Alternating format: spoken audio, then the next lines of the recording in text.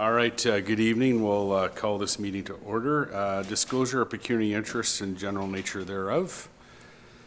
Seeing none, reading confirmation of the minutes, resolution of the minutes of the Planning Advisory Committee meeting held on July 7th, 2025 be approved.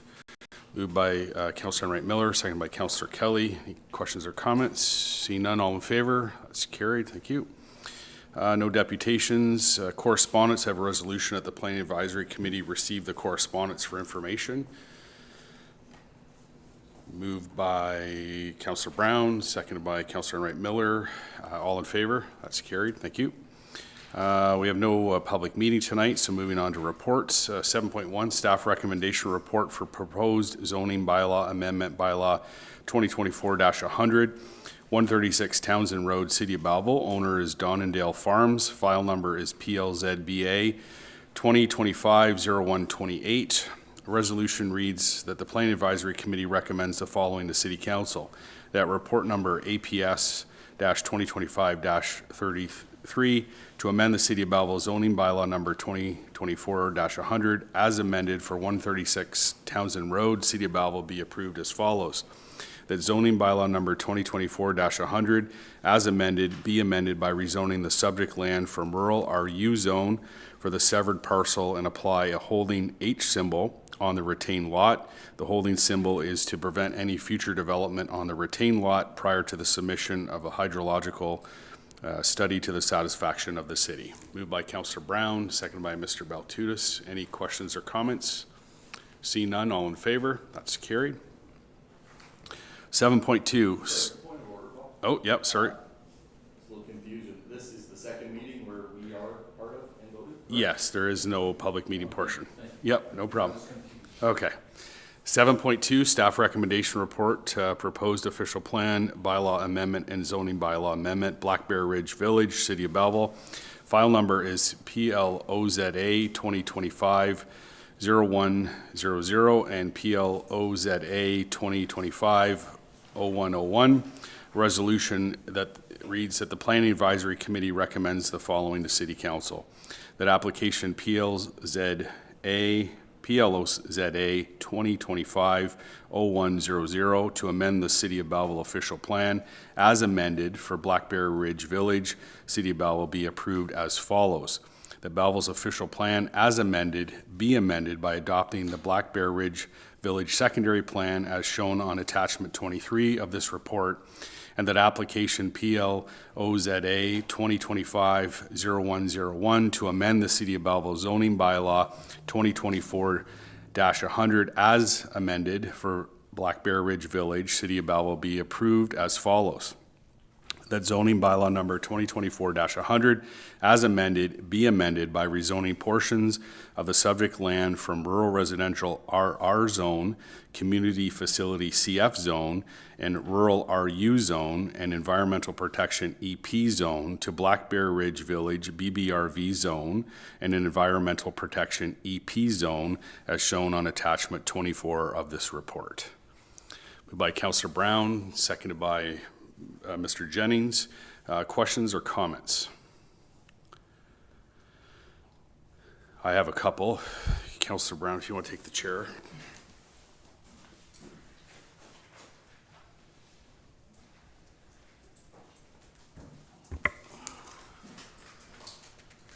Councillor Carr. Yeah, thank you, Madam Chair. Just briefly, and I know that it was actually you that was interviewed by the local media to provide some clarification, and I think it's important that it just be re-emphasized here as we're presenting this application. And I want to be clear, I've spoken to a few residents, but I want to make it clear that I'm not a booster for Black Bear Ridge by any means. I treat this application no different than any application that becomes before the committee and ultimately to council. It's based on staff evaluation, their professional opinion, and through the criteria of the Planning Act.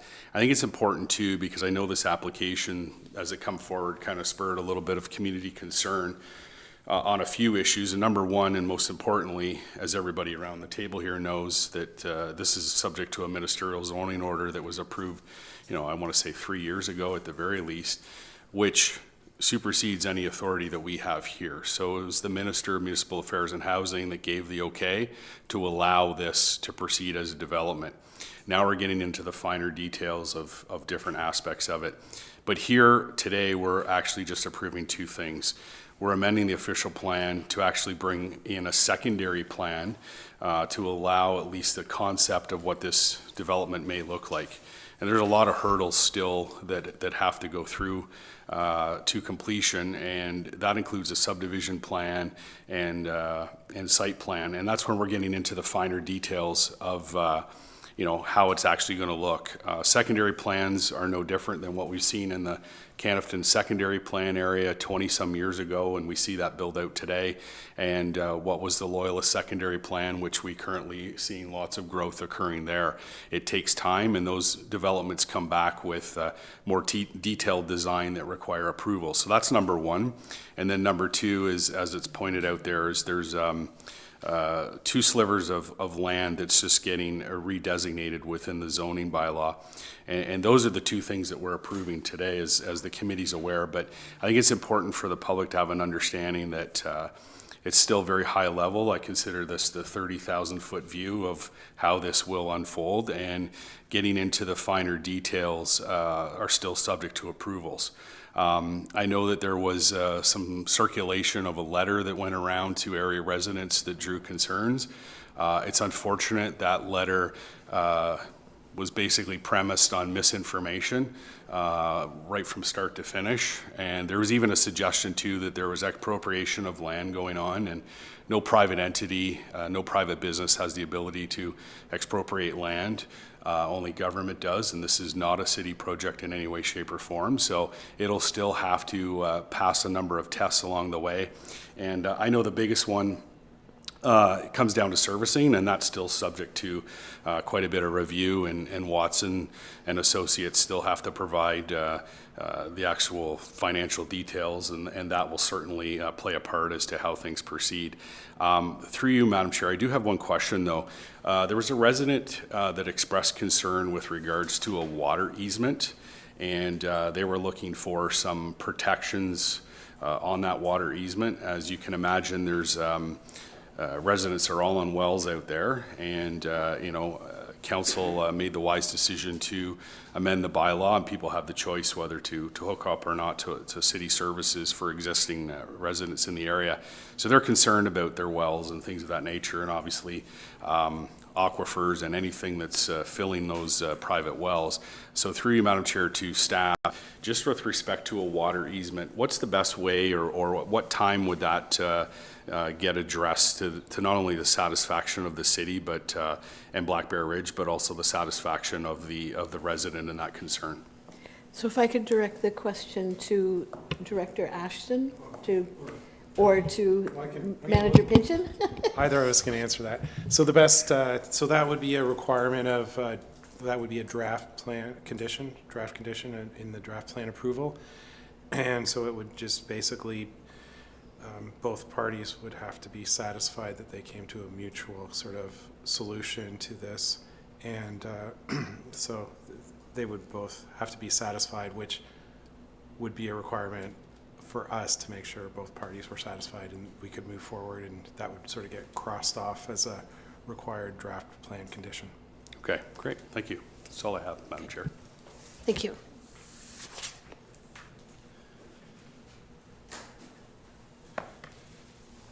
Thank you, Councillor Brown. Any other questions or comments on that? Mr. Jennings. Thank you, through the chair. I read through all this as well, and I think it's overwhelming probably for everybody, the $1.5 billion, and even some of these traffic reports are pushing out to 2046. There will be 7 interchanges and a water tower and 6 pumping stations. So I think that scares the public into thinking we are committing to spending that money now, I think, and they're going to be on the hook. But I think, if I understand it, it will all be further subdivided, correct, into smaller chunks, and we can turn around and say, no, we're not actually going to do that anymore. Is that correct? We're not on the hook for any of this at this point. It still has to go through several other approvals, I think. Is that correct? Yeah, I'll refer it to staff. Yep, through the chair, that is correct. This is setting the overall policy framework, but the technical elements and the resulting upgrades would all be looked at through draft plans of subdivision for the various phases as they come forward. And so, yeah, that would all have to be addressed to the satisfaction of the city. Okay, and then I guess as a follow-up, so we're not, because say bringing the water and the sewers up to the 3 kilometers up to that location has to be done even for phase 1. So, but we're not even committing to doing that, I don't think. Is that correct? That's my assumption also at this point? Refer that to staff. That is correct. At this point, the JLR study had been feeding into the Watson study to look at opportunities for how the cost could be managed. But at this point, it is the understanding that the proponents are the ones driving this, and so ultimately, at this point, their responsibility would be to pay those costs. Great, thank you. Any other questions or comments? Seeing none, I got a resolution on the floor. All in favor? That's carried. Thank you. 7.3, an official plan amendment to amend and update policies in accordance with the Parkland and Recreation Master Plan and the Planning Act. Applicant is City of Belleville. File number is PLOPA 2025-0139. Resolution reads that the Planning Advisory Committee recommends the following to City Council. That application PLOPA 2025-0139 to amend the official plan as amended be approved as follows. That the official plan as amended be amended as proposed through the city-initiated amendment consisting of text changes to amend and update policies in accordance with the Parkland Recreation Master Plan and the Planning Act. Moved by Councillor Brown, second by Mr. Baltutis. Any questions or comments? Mr. Baltutis. Through the chair, on one statement it says on the letter from the Quinte Home Builders Association that came with our package, their concern is why can they not use the parkland as a construction layout for until the project is finished. And I think my understanding is that they have a concern about that, but the city with this new proposal isn't allowing them to use the designated parkland as a construction layover, construction start of, if I'm understanding that correctly. Yep, well, refer to staff. So currently, there are sort of provisions in the official plan as it stands now that what the city should not accept, but should not is a word, it doesn't mean shall not, should not, is the wording of the official plan policies. Currently, right now, it also includes, our current official plan policies include, hold on a sec here, just let me get, basically, lands not, lands not contaminated or overly degraded by construction process. There's an additional clause, lands previously used for a temporary construction yard and or traffic. So the purpose of that is to sort of ensure that the parkland is ready to develop. I think council's also expressed an interest in expediting parkland development as part of new subdivisions. And so I think this fits within what council wants to see, sort of an expedited parkland development. And so it's also important to note that these are not the requirements, these are enabling policies of the official plan. So the next step would be more detailed policies, strategies, and bylaw. So that could include, if council deems that they want to see more quicker parkland development, then that could be part of an overall strategy as well in the future. Thank you. Any other questions or comments? I got a statement, Councillor Brown.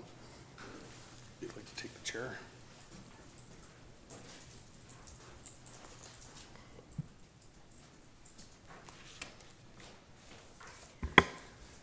Thank you, Councillor Carr. Yeah, thank you, Madam Chair.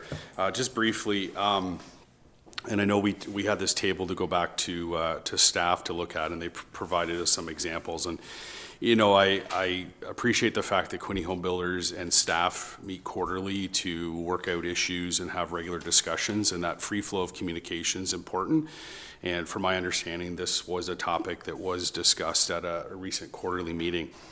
I think the thing is that as a city, we have to look at the fact that when we're inheriting parkland and developing a subdivision, or it's being developed, or we're approving the development of it, we have to look at the longer game. And while I appreciate the fact that the Quinte Home Builders are in for a period of time and they're selling homes and building homes, and then they'll move on to the next phase and the next phase and the next area of the city, what have you. But the city's ultimately left with what I call legacy issues. And we've heard it here with respect to parking, that with increased density, there becomes parking issues. Those parking issues become a city issue. I've said it before, I'll say it today, you know, housing sells, driving or parking lots or driveways don't. And so obviously, you know, to builders' credit, they're going to maximize the area that they can sell. And, you know, this is no different. Obviously, you can't build on a pipeline, so that would look like, you know, a great designation for a park. The problem is that pipeline really limits our ability to do anything. And I'll give you an example. I talked to staff about installing soccer nets at Bird Park, and they could only install one set because of where the pipelines were, and there was lots of stick handling to make that happen. Because of course, under Garrett's law, the soccer posts have to be anchored into the ground so they don't flip. And so that was some stick handling to get just one set of soccer nets. The same request was made in Canniff Mills in the pipeline there, but the way the pipeline is designed, or what we have for land, we can't put an anchor in. And so when you look at complete communities, you want to make sure the recreation facilities are meeting the full needs of everyone. And in a day and age, particularly, and I know Quinte Home Builders referred to, you know, trying to increase density and what have you, so they're going to designate certain lands. That density is all the more reason why our recreation areas and our parklands have to be built out and diverse. You know, when folks think of parkland, a lot of times you just automatically refer to the play set that the smaller children play. But when you're walking through neighborhoods and listening to residents, it's the teenagers that'll come to the door and say, hey, what about a court, or what about this? And they're wanting a variety of facilities. And as this increased density occurs on the residential side, there's less and less lot space. So kids don't have a place necessarily to play, maybe like some of us did, you know, when we were growing up. So that city park plays a key role. And when we start looking at, you know, the courts, and right now pickleball seems to be all the rage, and it seems to be taken off to every dynamic.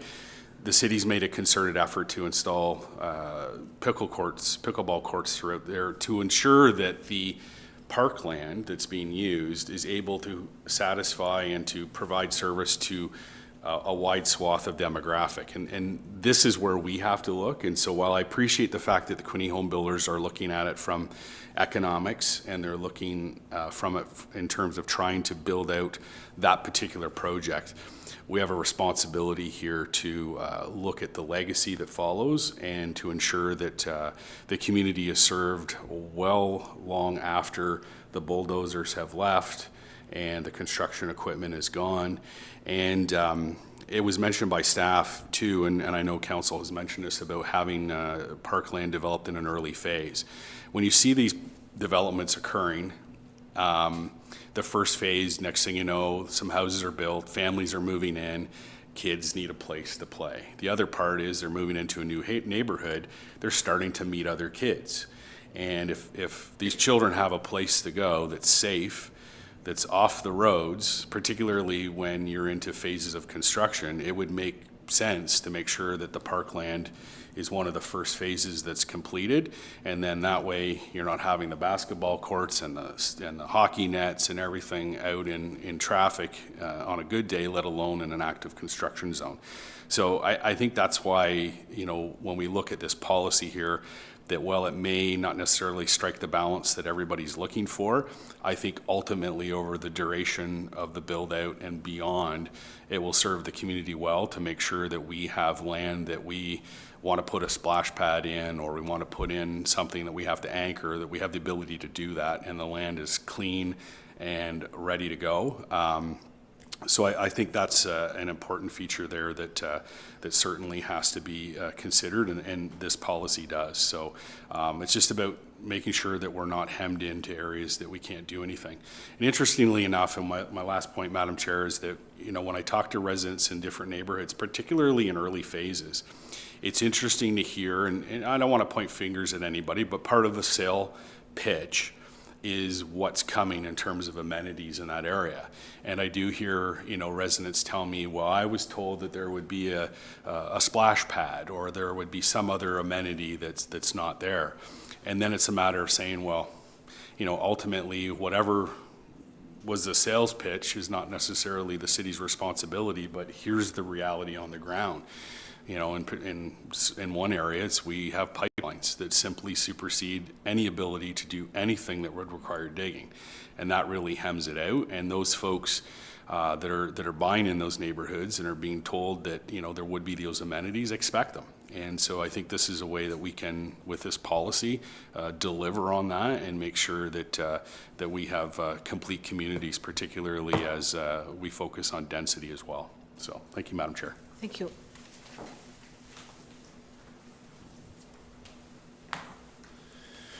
Thank you, Councillor Brown. Any other questions or comments? Councillor Wright Miller. Thank you, Chair.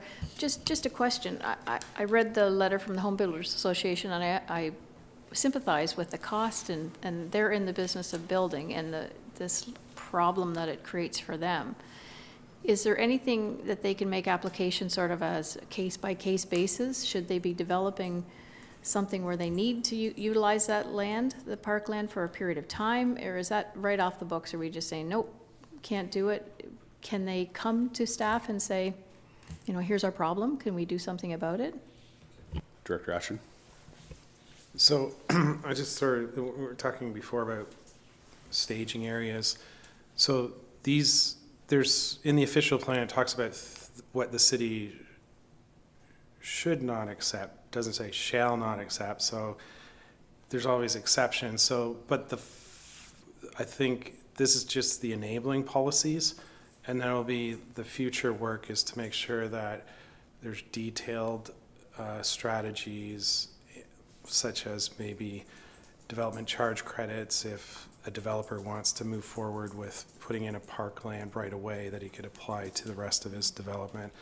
There should be just very, you know, a lot of details about parkland and what is going to happen on those sites based on, you know, overall community strategies and what this, but so there'll be a lot of detailed plans still required, and that's the next stage. These are just like enabling policies, nothing more. And then there'll be like a strategy to how to move forward. And there'll be a parks bylaw coming forward. And yes, that will be where the details are, or I think Manager Pension said where the rubber hits the road. Wanted to work that in there, but that will be the case where there's still more work to be done. This just enables, and then the details will come later, and obviously we'll have consultation. There's a lot of stakeholders involved in this, home builders as well as members of the public and people who live in subdivisions or in the community as well. Okay. Any other questions or comments? Councillor Brown. Thank you, Chair. Just a question, because it's been mentioned a couple of times that this is just the enabling policies and that there's more work to come. Do we have a sense of when we can anticipate the bylaws being made available for public consultation? Director Ashton. With the enabling policies, we'll sort of look at a strategy to sort of move this forward.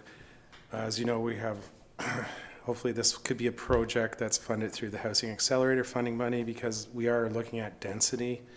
And I think when you get density, it's really important. When you're increasing the density, it's really important you get your parkland right. So hopefully this will talk to CMHC and see if we can kind of expedite this through Housing Accelerator funding money. Do I want to give an estimate at this point in time? No, but hopefully 3 to 6 months, we could see something substantial come forward. Okay, thank you. Any other questions or comments? Seeing none, I got a resolution on the floor. All in favor? That is carried. Thank you. Moving on to information matters, resolution that the official plan and zoning bylaw amendment monitoring report dated September 2025 be received. Moved by Mr. Baltutis, seconded by Mr. Jennings. Any questions or comments? See none, all in favor? That's carried. General business. We're all good, and motion to adjourn at 5:55 PM. Mr. Baltutis and Ms. Van Dyke, all in favor? That's carried. Thank you.